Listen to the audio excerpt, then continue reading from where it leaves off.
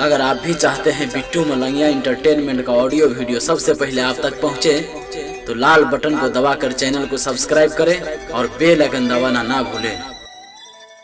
प्रेम से बोली बाबा महेंद्रनाथ की। डीजे मनीष रक्सौल अखन अपने सब सुन रहल छी बिट्टू मलंगिया एंटरटेनमेंट के।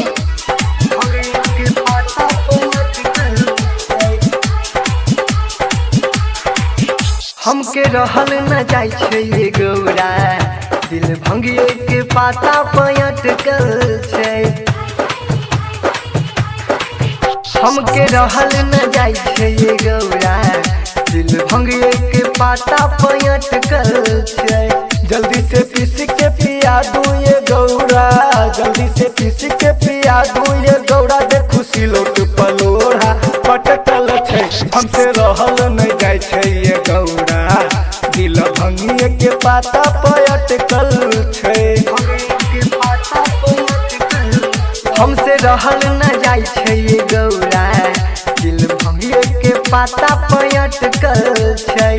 जल्दी से पीस के पिया दूं ये गौरा, जल्दी से पीस के पिया दूं ना गौरा, देखो सिलवट पर लोढ़ा पटकल छै। हमर दिल सुनू ये गौरा, राजा भंगिए पलहक के अटकल छै। डीजे मनीष रक्सौल सुन रहल छी खजुआरा सँ मां शारदी म्यूजिक के प्रस्तुति। दू तीन लोटा पीस के पिया दू गौरा रानी दाना दान ये, पीबै नहीं त जीबै कोना, भंगिए में बसल छै मन ये।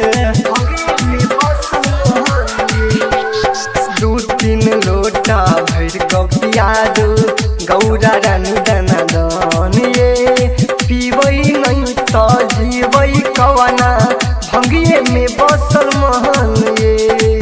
देखू बस हवा हिलै छै कौना, देखू बस हवा डोलै छै कौना, जेना ई हो दू चार घोट घटकल छै। हमर दिल सुनू ये गौरा, राजा भंगिए में जाके अटकल छै। हमर दिल सुनू ये गौरा, भंग पाता पर जाके अटकल। DJ Bittu Malangiya, DJ Bittu Malangiya, Madhubani Madhubani DJ Manish Raxaul सुन रहल छी खजुआरा सँ मां शारदी म्यूजिक के प्रस्तुति। राइटर सुधीर करे छै गौरा विनती बार बार ये, सतीश बेदर्दी जल चढ़ावे अबै छै सब साल ये।